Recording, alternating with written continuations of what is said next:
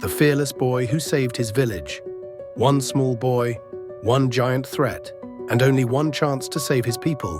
But how can a child defeat what even the strongest warriors fear? Before we dive into this thrilling folktale, make sure to like, comment, and subscribe for more incredible stories from around the world. In the heart of a peaceful valley, there was a village surrounded by towering mountains.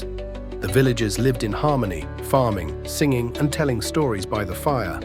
But there was one rule no one dared to break: never enter the forbidden caves. The caves, dark and deep, were said to be home to a monstrous shadow, a creature that could steal the voices of those who disturbed it.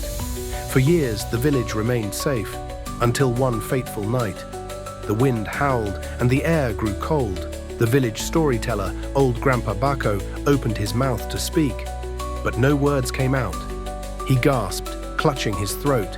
One by one, the villagers tried to talk, but their voices were gone. Panic spread. No one could call for help. No one could sing lullabies to their children. The village had fallen silent. But one boy, young Kofi, refused to be afraid. He was small but quick-witted, brave but humble. As the elders wrote their fears in the sand, Kofi pointed toward the mountains. The monster had stolen their voices. So he would go to the forbidden caves and take them back. With only a small torch and a heart full of determination, Kofi stepped into the cave. Darkness swallowed him, and eerie whispers surrounded him. "Turn back, little one. You are too weak. You will fail." But Kofi clenched his fists. "No, my people need me," he shouted, his voice echoing, and then he saw it. A massive shadow loomed over him, shifting like a storm cloud. It had no form, no face, only darkness. The shadow monster spoke in a low, rumbling voice. "Why have you come, child?" Kofi stood tall. "You took my people's voices. Give them back." The shadow laughed.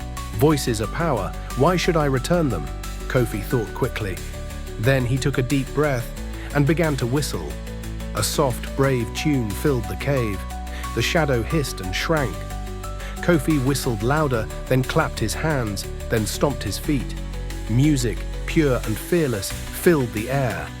The shadow twisted and trembled. "Stop! Stop!"